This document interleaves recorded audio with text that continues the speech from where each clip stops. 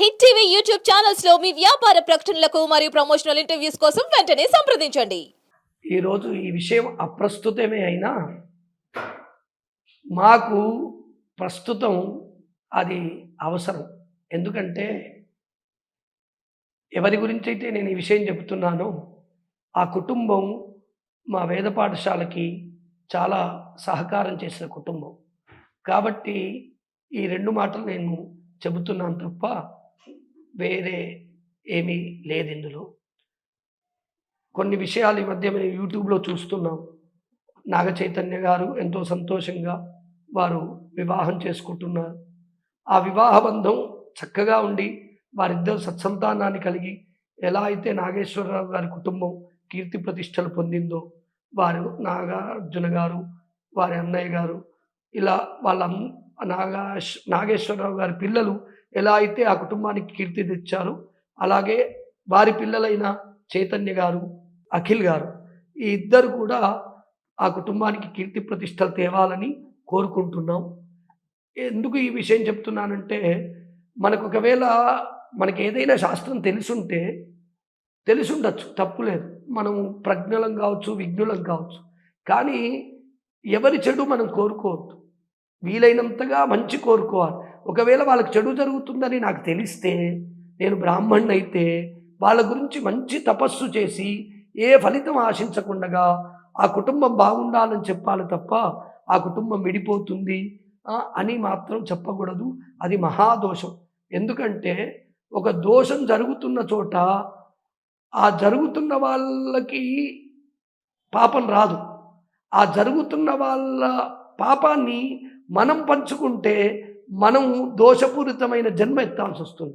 కాబట్టి మనము వీలైతే ఎదుటి వాళ్ళ బాధను తపస్సు ద్వారా తొలగించి, వాళ్ళు మనకు సంబంధం లేకపోయినా వాళ్ళ వాళ్ళ యొక్క బంధము అంటే వాళ్ళిద్దరి భార్యాభర్తల బంధము చాలా బాగా ఉండి, వాళ్ళు పిల్లా పాపలతో సంతోషంగా ఉండాలని కోరుకోవాలి. ఈ మాట నేనెందుకు చెప్తున్నాను అని మీరు అనుకోవచ్చు. నాగార్జున గారు, అమల గారు మేము పెట్టిన పాఠశాలలో మల్లాది లక్ష్మీనారాయణ గారి ద్వారా వచ్చి ఈ పాఠశాలకి, ఈ వేద విద్యాలయానికి వారు చాలా సహాయం చేశారు. ఈ పిల్లలకి భోజన నిమిత్తం, భవన నిమిత్తం, గోశాల నిమిత్తం వారి ద్రవ్యాన్ని మాకు అందించారు. కాబట్టి వారికి కృతజ్ఞతలు తెలుపుకోవడానికి వారు బాగుండాలి. వారు చేస్తున్న ఏదైతే సంకల్పం ఉందో, వారు నాగార్జున గారు వారి అబ్బాయికి ఎంతో ఆనందంగా చేస్తున్న ఈ పెళ్ళి వారు అనుకున్నట్టుగా జరిగి, వారికి మనవళ్ళు, మనవరాళ్ళు పుట్టి వారి యొక్క దారిలో వారికి కీర్తి ప్రతిష్టలు తేవాలని మాత్రం మేము కోరుకుంటున్నాం. అందరూ కూడా ఎవరు నిరుత్సాహపడకండి. ఎందుకంటే నాగేశ్వరరావు గారి కుటుంబం అంటే, నాగార్జున గారంటే చాలామంది అభిమానులు ఉంటారు. వాళ్ళందరూ బాధపడకుండా ఉండాలంటే మనం ఎప్పుడూ మంచే కోరుకోవాలి. కాబట్టి వారు పిల్లా పాపలతో ఉండాలి. వారికి ఇంతకుముందు ఏదో జరిగిందని చెప్పి దాని గురించి మనం ఆలోచించక్కర్లే. ఎందుకంటే ప్రతి వారికి జీవితంలో ఏదో ఒక తప్పు ఎక్కడో చోట జరుగుతుంది. ఆ తప్పు జరిగినంత మాత్రాన జీవితం మొత్తం అలాంటి తప్పులే జరుగుతాయని మనం ఊహించక్కర్లేదు. ఊహించక ఉండడం కంటే విశేషం ఏమిటంటే వాళ్ళ బాగు కోరుకోవడం మన యొక్క ధర్మం.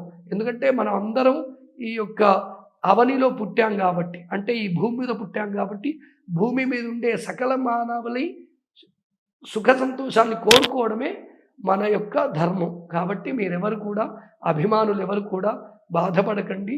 చెడు విషయాల్ని వినకుండా ఉంటే మంచిది. అలాంటివి డిలీట్ చేసుకుంటూ వెళ్ళండి. ఆ నాగార్జున గారి కుటుంబం, నాగేశ్వరరావు గారు ఎలా అయితే ఆ కుటుంబానికి కీర్తి ప్రతిష్టలు తెచ్చారో, నాగార్జున గారు కూడా అలాగే తెచ్చారు. ఇప్పుడు చైతన్య గారు కూడా అలాగే తెస్తారని మనం కోరుకుందాం. ఇంకొక విషయం, ఈ మధ్యకాలంలో జ్యోతిష్యం అనే పేరుతోటి జ్యోతిష్య శాస్త్రాన్ని ఆ స్వాములని, ఈ స్వాములని కొంతమంది బయలుదేరి జ్యోతిష్య శాస్త్రాన్ని అపహాస్యం చేస్తున్నారు. కాబట్టి దానికి ఈ యొక్క మాధ్యమాలు సహకరిస్తున్నాయి. అంటే వాళ్ళ వృత్తి కాబట్టి వాళ్ళు సహకరిస్తారు. కానీ ఈ జ్యోతిష్య శాస్త్రము ఎప్పుడు అలా కోరుకోదండి.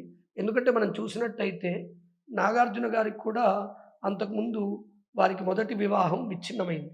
కానీ అయినా కూడా ఆ సంతానంతోటి కూడా చాలా సత్సంబంధాలు మన నాగార్జున గారు ఏర్పరచుకున్నారు. అలాగే రెండో వివాహం అమల గారిని చేసుకున్న తర్వాత వారి కీర్తి ప్రతిష్టలు ఎక్కడ భంగం కాకుండానే ఆవిడ మళ్ళీ ఆ కుటుంబాన్ని కూడా చాలా జాగ్రత్తగా తీసుకొచ్చారు. అట్లాగే ఒకటేదో విచ్ఛిన్నమైనంత మాత్రాన ఇంకోసారి చేసుకున్నది విచ్ఛిన్నం అవుతుందని జ్యోతిష్య శాస్త్రం ఎక్కడా చెప్పదు. జ్యోతిష్య శాస్త్రంలో అలాంటి విషయాలు ఉండవు. ఏదైనా సూచనలు, దోషంలు ఉంటాయి తప్ప తప్పకుండా జరుగుతుందని ఎక్కడ జ్యోతిష్యంలో చెప్పబడి ఉండదు. ఎందుకంటే జ్యోతిష్యం ఎప్పుడు 100% కరెక్ట్ ఉండదు. ఉంటే వాళ్ళే భగవంతుడు అవుతారు కదా! కాబట్టి నమ్మే వాళ్ళు కూడా కాస్త ఆ విషయాల్ని నమ్మాలనుకున్న వాళ్ళు నమ్మకుండా ఉంటే మంచిది. కాబట్టి మరి ఇప్పుడు మనం చూస్తున్నాం ఈ మధ్య కాలంలో రాజకీయాల్లో చెప్పినవి ఎన్నో ఫెయిల్ అవుతున్నాయి. క్రికెట్‌లో చెప్తుంటారు. ఇవన్నీ ఎన్నో ఫెయిల్ అవుతున్నాయి. కాబట్టి ఇది కూడా అట్లాగే ఫెయిల్ అవ్వాలి తప్ప ఈ ఈ ఈ వాక్కు ఫలించకుండా వాళ్ళిద్దరూ మరలా వారి యొక్క కుటుంబ కీర్తి ప్రతిష్టల్ని ఆ ఇద్దరు దంపతులు మంచి కీర్తి ప్రతిష్టలతో, సుఖ సంతోషాలతో, పిల్లా పాపలతో ఆ ఇద్దరి జంట బాగుండాలని మనమందరం కోరుకుందాం.